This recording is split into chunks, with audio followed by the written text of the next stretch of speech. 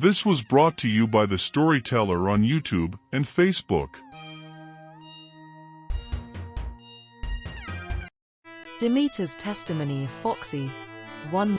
My name's Demeter Fox, but my nickname is Foxy. All Romani people have nicknames, though I don't hugely mind what you call me as long as it's not insulting. I'm nervous because really this is such a big thing to make a statement about what we witnessed for the Allied War Crimes Commission, and if I think about some things too deeply, I get upset. I suppose I've got to begin a long way back so you'll understand it all. I'm Romani, a gypsy. Well, you know that. What you don't know is the connection. You see, way back in about 1904, about 80 of my people went over the English Channel to England with their wagons and horses. They wanted to do metal work, and make and mend pans and kettles, and whatnot, but people were very afraid and suspicious of us, even though there were Romani people in England already. Everywhere my family went, all through England and into Scotland, police went with them, and that made things worse, because people thought we must be dangerous. All the family gave up, and caught a ship from Scotland to Brazil, and later made their way back to Slovakia, which is where they came from in the first place. Actually, that's not totally true because not all of them went to Brazil, 3 stayed behind. Those 3 all married English Romani men, one called Boswell, one called Riles, and one, who was my grandma, who married a Romani called Fox.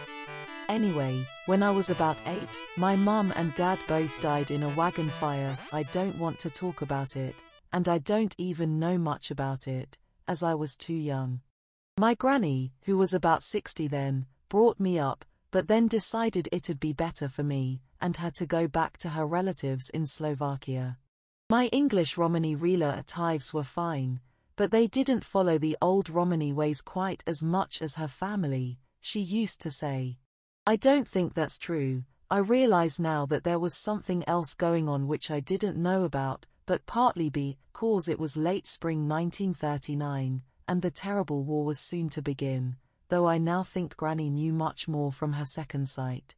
We packed up a few clothes into a Hessian sack each. We had no suitcases, I didn't have many things, and nor really did she, and set off on the long journey to Slovakia.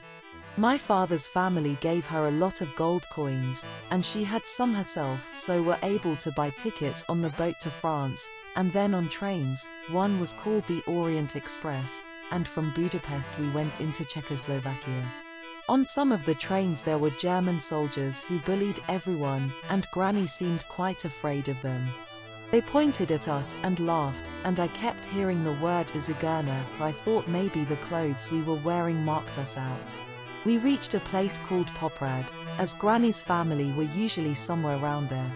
Poprad's a town, and it's a holiday resort, and it has lots of old buildings. Still, that's nothing to do with this. She had distant relatives in some old houses in the town, ramshackle ones no one else wanted. They made us very welcome, and after a night's rest and some good food, one of them went with us into forests situated near some mountains to guide us to Granny's near relatives. We walked for a good hour, then he gave a loud whistle. Many people all have whistles, which are signals for each other, and soon after, one of the scruffiest people I'd ever seen appeared. He knew Granny V. Fox straight away, and gave her the biggest hug you could imagine. "Nephew Vanta," she cried, almost dancing with delight. His delight was even more certain than hers. He did 3 cartwheels across the forest floor, gave a huge leap, and did a perfect handstand, actually balancing on his head. "Woof woof," he barked.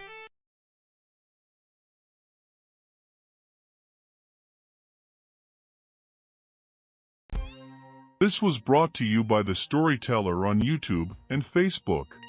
Listen to our podcast on any of these platforms: Anchor, Breaker, Overcast, Pocket Casts, RadioPublic, Spotify. Support us on Patreon, and check us out on Discord.